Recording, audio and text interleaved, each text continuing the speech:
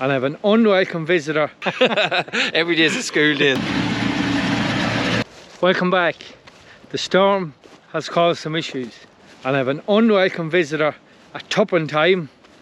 I got these split from the main batch of ewes. Didn't have the camera, so didn't get much footage of that. I was just going to get these into the shed. Away, Pops. Away. Good dog. Good dog.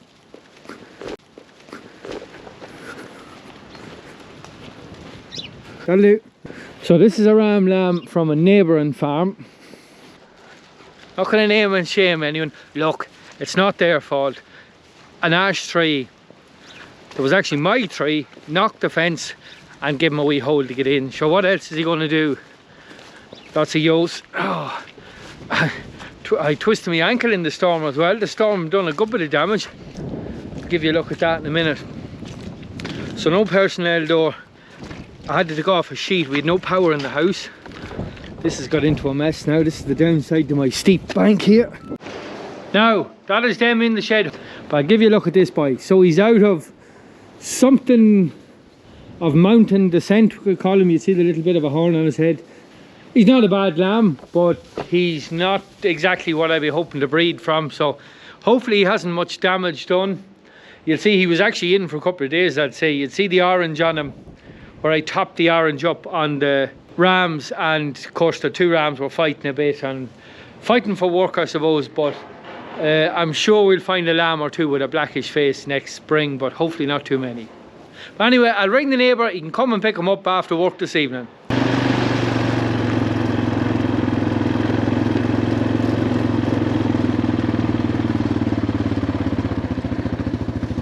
So this is how the lamb got in. It's fenced. It's not too bad. The fence isn't too bad.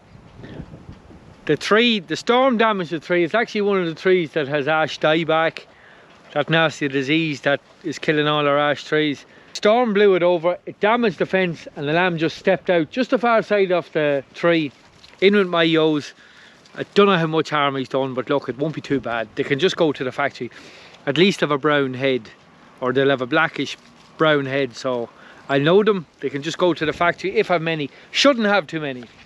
So you'll see the ash dieback here is actually, you see the tree is actually rotten. That's why it's blown over. It's totally rotten. Now, so what happened to foot? Well, I was wrestling this generator out of this shed.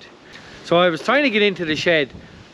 This is my workshop and I don't actually have a personnel door on it. So it's pretty well sheeted up, very secure. Good electric roller door in it. The electricity was off, we had no power, so I couldn't get my roller door off. Normally you put the key into the switch, turn the key, the door goes up, no problem. Now I built this workshop. It was originally the hay shed on the farm. Built it years ago, closed it all in, cutting costs, didn't put a personnel door in it, kind of regretted that. So I'll just give you a look at what happened to me. So this is a separate shed, it's all sheeted, so I can get through this door here. So I took off this sheet here, just inside the door, took off this sheet.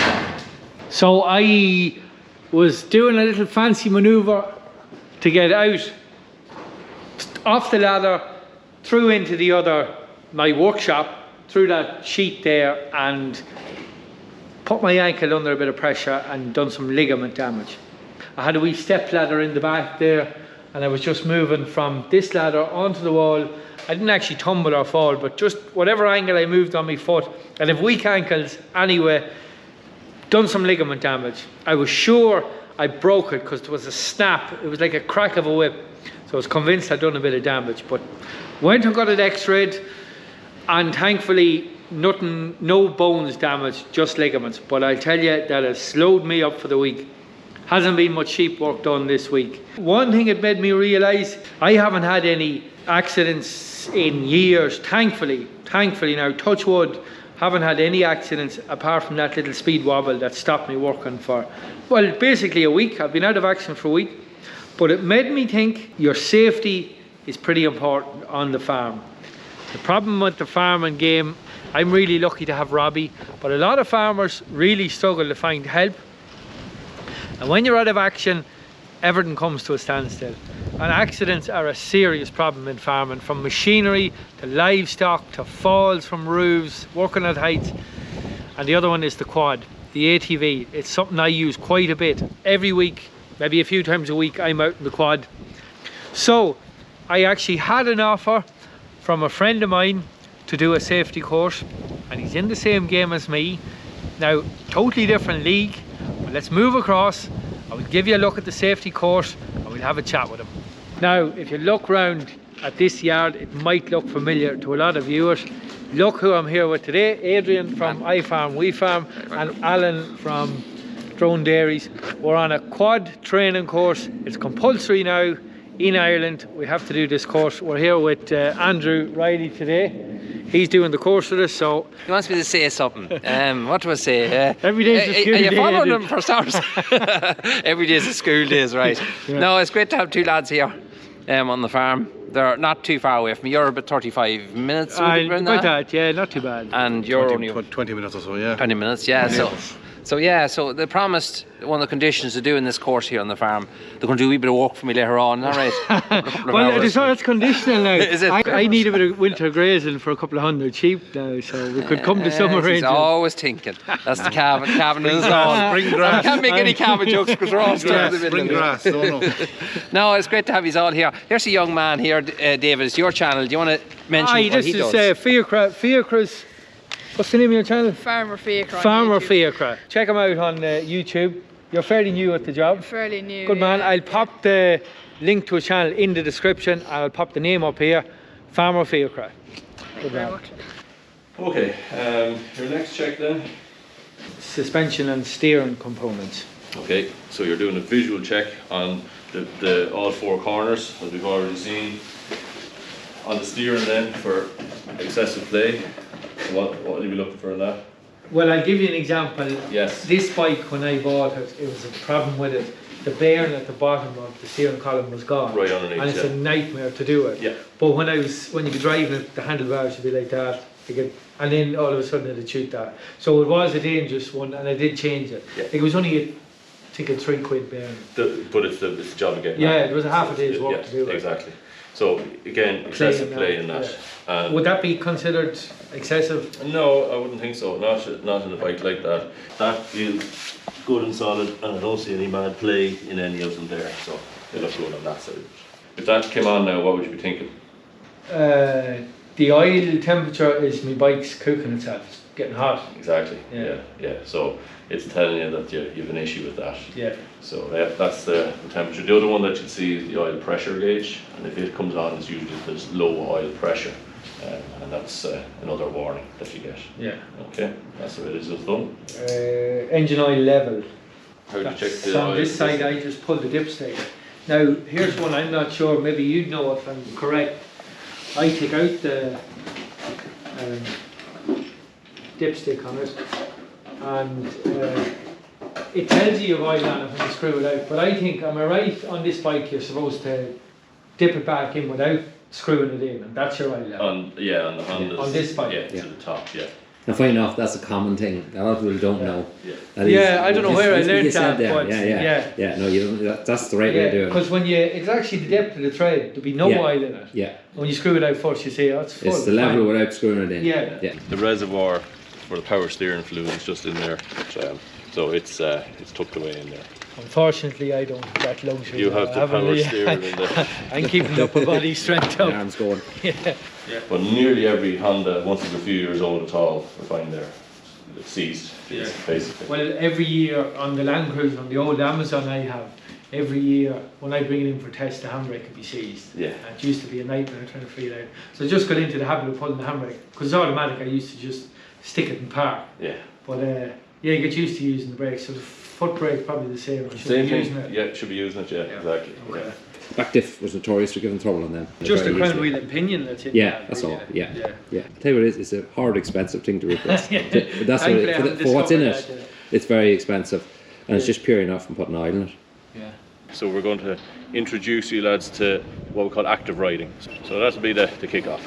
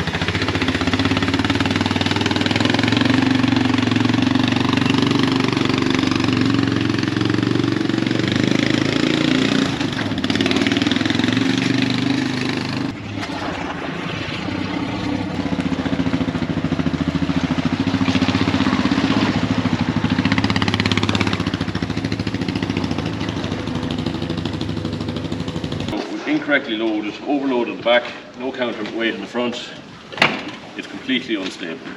So if I put you up even on a minor hill, you get a little bit of throttle, you're sitting back and you're in big trouble. Okay.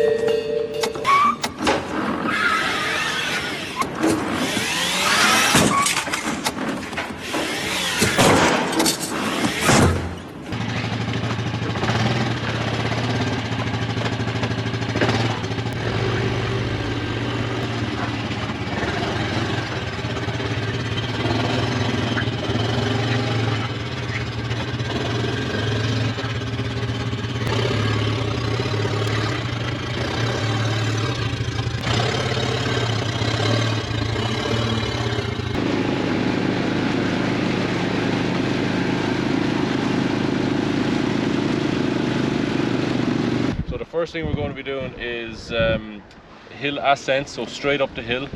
So we'll be moving our weight right forward on the bike, giving as much balance to the forward on the bike as we can.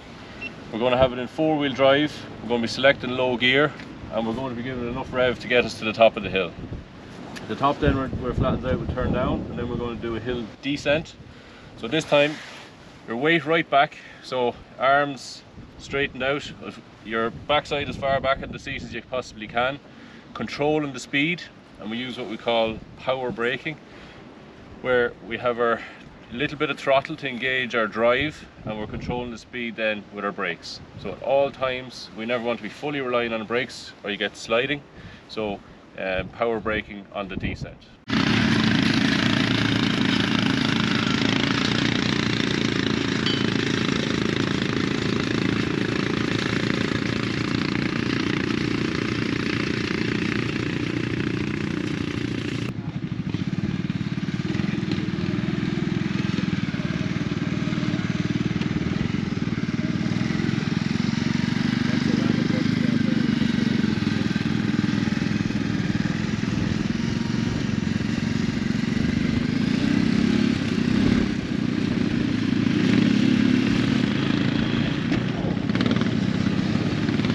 So we're just on the hill descent here. Adrian actually has tricky enough hills in here. He's in drumlin country. If you look behind me here, it's just all hills, up and down, the whole way across this part of the countryside here. But it's quite steep over here along the bank. There's a few old rabbit burrows as well, which makes it a little bit trickier.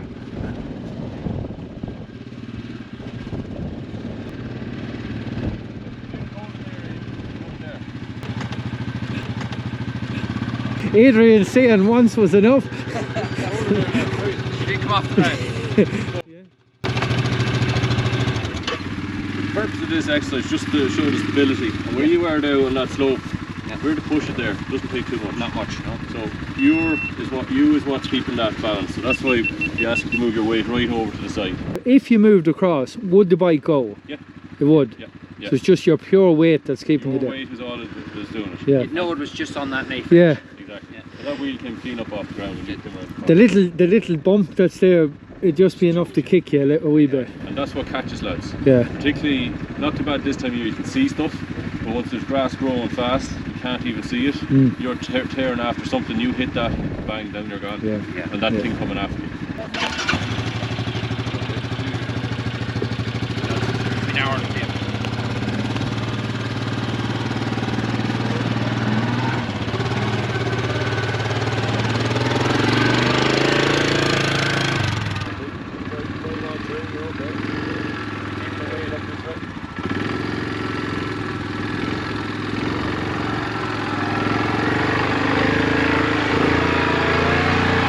You saw Adrian there crossing that sideways across the hill. You'll see a bit of a bump here on the field, and actually the back wheel did come off the ground there. You'd feel it only at the weight. You're just touch and go On the knife edge there.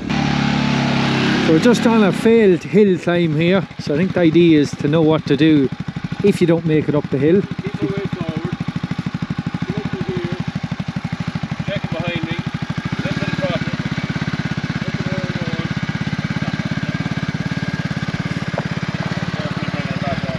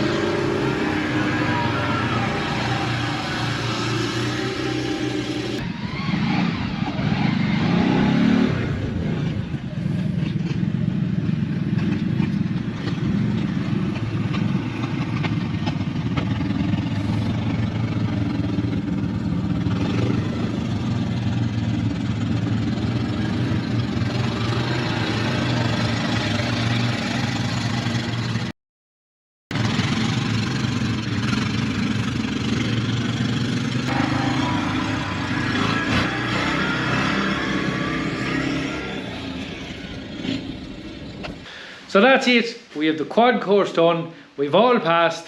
And don't forget, check out Alan on Drone Dairies, Adrian on iFarm, WeFarm, and Fiacra on Farmer Fiacra. And thanks, Andrew. Great course. Fair play to you. Very well done. Over and out. See you next time.